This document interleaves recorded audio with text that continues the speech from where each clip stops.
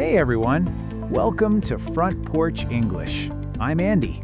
And I'm Megan, and wow, okay, we've been planning this podcast for months, and it's genuinely surreal that we're actually recording episode 1 right now.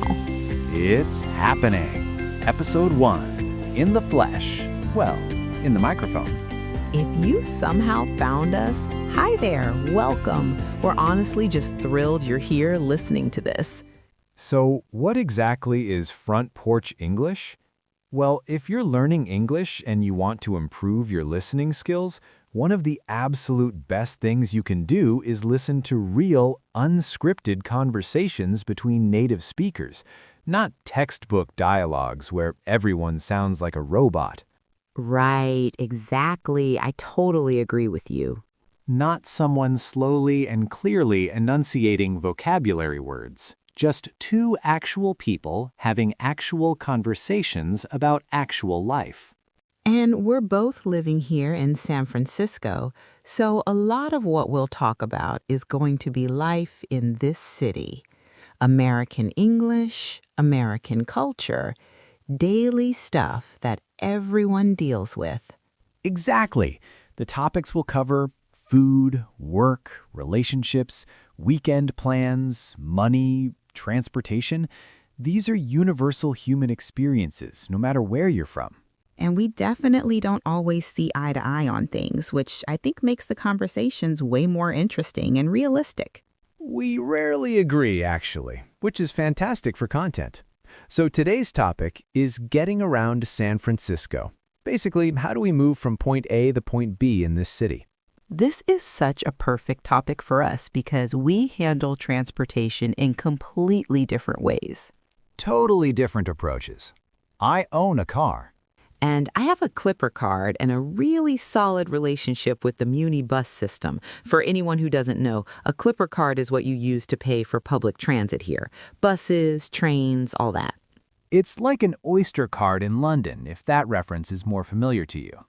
Perfect comparison. Same concept. All right, let's dive into this. So I want to start with the story of how I actually ended up owning a car in San Francisco. Because honestly, it wasn't part of any grand plan. Oh, I've been waiting for you to tell this story properly. You've mentioned bits and pieces before, but never the full thing. Okay, so when I first moved here from Chicago, I didn't have a car. I arrived, found a room to rent in the Sunset District, and spent my first few weeks just figuring out how BART worked, how the bus routes connected, all of that basic stuff. Makes sense. And it was working fine, you know? I wasn't even thinking about buying a car. But then there was this guy at my first job here, Derek. Derek had landed this amazing job offer in Portugal and was moving there in about 3 weeks. Okay. And Derek owned this car, a 2017 Honda Civic, silver, relatively low mileage, and he was completely overwhelmed by the idea of trying to sell it properly. He just wanted it gone so he could focus on his move. Oh no, this is turning into a guilt purchase, isn't it? Total guilt purchase. He basically approached me and said, "Look, I'll sell this to you for way less than it's worth. I just need someone reliable to take it off my hands by Friday." And I thought about it for maybe 25 minutes and said yes. 25 minutes? That's it? 25 minutes, it felt like one of those decisions I could just figure out later. Which, in retrospect, is probably how way too many major financial decisions get made. That's simultaneously very relatable and deeply concerning. But honestly, I don't regret it. The car itself has been legitimately useful. The problem is everything else that comes with car ownership. The insurance payments, the maintenance, the registration fees, and oh my God, the parking situation. Tell me about the parking situation, because I've witnessed some of your parking adventures firsthand. Right, so my apartment building has a parking space that I rent separately each month. That's already an extra expense. But then, whenever I want to park anywhere else in the city, which in San Francisco basically means driving around the same 4 blocks repeatedly hoping someone leaves. I have literally watched you do this. You have been a witness to my parking shame. Last month, we were trying to go to that new taco place on Valencia Street, and I spent, I'm not exaggerating, probably 30 minutes just circling the neighborhood looking for a spot. Meanwhile, I took the 14 bus, got there first, had already ordered a drink, and studied the entire menu by the time you finally walked through the door, looking slightly defeated. That was an unusually challenging parking evening. That was a completely normal parking evening in San Francisco. Okay, you might have a point there, but here's what I'll defend about having a car. On those rare, perfect days when traffic is light and I can just get in my car and drive directly where I need to go, it's incredibly comfortable. My own temperature control, my own music, my own seat. Right, I get that. Nobody's sitting next to me eating something that smells terrible or playing music through their phone speaker. See, I actually don't mind the bus experience anymore. I really don't. Coming from New York, I was already used to being on the subway constantly. It felt completely natural to me. Yeah, that makes sense.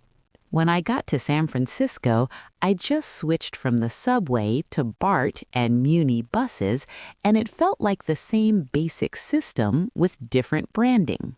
For our listeners who might not be familiar, what's BART actually like? How would you describe it? So BART, Bay Area Rapid Transit, it's essentially the main train system that connects different parts of the Bay Area. It runs underground through San Francisco, then connects to Oakland, Berkeley, other East Bay cities, and out to the airport. Right. It's definitely not as comprehensive as the New York subway system, way fewer lines and less coverage within the city itself. But for getting between major areas, and especially for longer distances across the bay, it's actually really efficient. I'll admit, the BART connection to the airport is genuinely great. I've used it several times for flights, and it's so much less stressful than driving there and dealing with airport parking prices and logistics. Exactly. That's actually the one scenario where you consistently choose public transit over your car. I will absolutely concede that point. For airport trips, BART wins every single time. Okay, can I tell you about the most chaotic public transit experience I've had since moving to San Francisco? Because it's relevant to this conversation, and also just, it was a lot. Sure, I really need to hear this. So this happened maybe 7 or 8 months after I moved here, when I was still learning the system. I was coming home late at night, probably around 10:30, from a friend's birthday dinner in the Castro district. I got to the BART station and got on what I thought was the right train. Uh-oh. Except I got on the completely wrong train, because BART has multiple lines that intersect, and late at night, the frequency drops significantly, and I was tired and not paying close enough attention. I ended up on a train that was crossing the Bay Bridge toward Oakland instead of the one that would take me home to the Mission. What did you do when you realized? Well, I didn't even realize for the first 5 or 6 minutes. I was just scrolling through my phone, assuming everything was fine. Then I looked up and noticed we were pulling into a station that was definitely not where I expected to be. I had that horrible sinking moment of, oh no. That's the worst feeling. So I had to get off in Oakland, wait for the next train back towards San Francisco, ride it all the way back across the bay, and then catch the correct train to my actual destination. What should have been a 20-minute trip home turned into almost an hour and a half. I didn't get home until nearly midnight. That sounds genuinely miserable.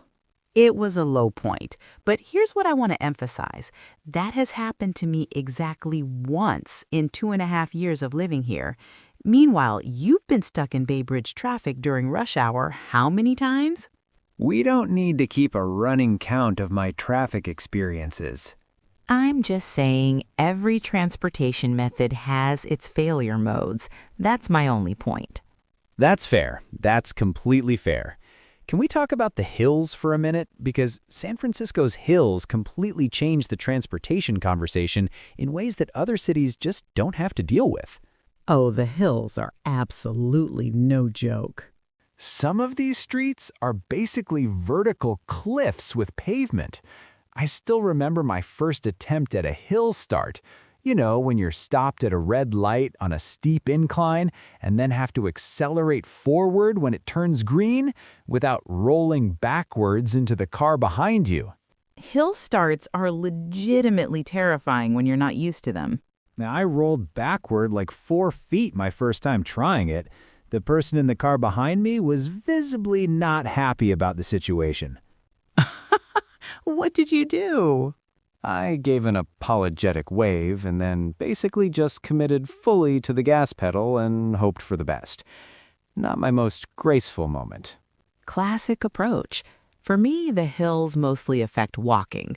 I walk quite a bit. It's one of my main ways of getting around for shorter distances within the city. And there are certain routes that I have completely eliminated from consideration because the hills are so steep that I arrive wherever I'm going completely out of breath and slightly sweaty. What's the steepest hill you've attempted to walk up? There's this stretch somewhere near Nob Hill. I won't name the specific street because I'm still not entirely sure which one was the worst, but there was one where I genuinely had to stop halfway up, pretend I was checking something important on my phone, recover my breath, and then continue climbing. The classic fake phone check to disguise the fact that you desperately need a rest. Everyone does it. Nobody admits to doing it. That's incredibly real. Okay, let's talk about rideshare apps. Do you use Uber or Lyft much? More than I'd like to admit, honestly. The bus system works great for most of my regular trips, but there are certain situations, late at night, when it's pouring rain, or when I'm carrying heavy bags, where I'll just call a rideshare instead of waiting at a bus stop. I use rideshare sometimes too, even though I have the car. If I know I'm going somewhere with absolutely terrible parking, or if I'm going out for drinks and don't want to worry about driving home, I'll just leave the car and take an Uber. That's actually really smart because parking stress is a real thing that affects your whole evening. It genuinely shortens your lifespan. But here's a question I think about sometimes. Do you think rideshare apps have made people less likely to use public transportation? Like, if Uber and Lyft didn't exist, would more people be riding buses and trains? That's a really interesting question. Probably yes, right? Rideshare basically filled in all the gaps where public transit is inconvenient. Late night hours, areas with poor bus coverage, trips that would require multiple transfers. Exactly. If the bus system had better frequency and more comprehensive routes, probably fewer people would feel like they need rideshare as a backup option. And rideshare definitely adds up financially. Sometimes I look at my monthly spending on those apps and think, wow, that's actually a substantial amount of money just to avoid standing at bus stops. How much are we talking about here? I'm not going to give you specific numbers, but let's just say it could probably cover several nice dinners out per month. That's a diplomatically vague way to avoid answering the question. Thank you. I thought that was pretty smooth. My point is, transportation isn't free even when you don't own a car. Between monthly bus passes, BART fares, and rideshare apps, it all adds up. It's just a different category of expenses than what you deal with. And with car ownership, it's insurance premiums, maintenance costs, parking fees, gas, registration renewals. You think about the purchase price, but there are all these hidden ongoing costs that just keep accumulating. Right, exactly. Honestly, neither of us is winning financially when it comes to transportation. We're both just spending significant amounts of money to move around this city in different ways. Welcome to San Francisco living. Exactly. But you know what? Despite all the challenges and costs, I do love driving here when conditions are actually good. Like early Sunday morning when the streets are empty and you hit a series of green lights driving down a long, straight road. That's a legitimately great feeling. Okay, I can believe that. And honestly, walking here on a clear day when you can see the entire bay and all the hills are that perfect shade of green, that's pretty hard to beat too. This city really is beautiful. Even when you're on the wrong BART train at 11 p.m. heading toward Oakland, you look up and think, okay, but this view from the Bay Bridge is actually spectacular. Even during transportation disasters, San Francisco somehow delivers on the scenery. Exactly right. All right, time for our phrase of the episode segment. Today's phrase is get around, which I used earlier when I said, how do we get around the city? Wait, before we wrap up, I just realized we haven't talked about biking at all, and cycling is huge in San Francisco. Oh, you're absolutely right. Biking in San Francisco is like it's its own entire category. Do you bike around the city much?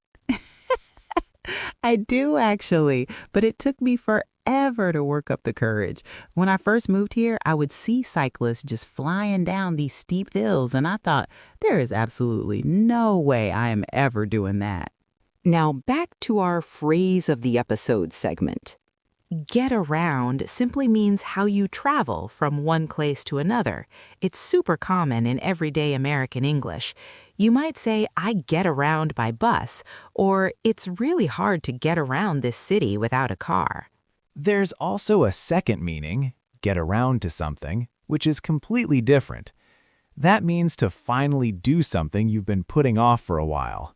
Like, I never got around to learning how to parallel park on steep hills properly. Is that a personal confession? That is definitely about me. So there you have it. 2 really useful meanings for the same phrase. And that's episode 1 of Front Porch English. Done. That was genuinely so much fun. I really hope you enjoyed listening to this as much as we enjoyed recording it. We'd love to know, how do you get around your city? Car, bus, train, bicycle, walking? Leave us a comment. We actually do read all of them. And if you enjoyed this episode, please subscribe. It really helps us out and means you'll automatically know when new episodes are available.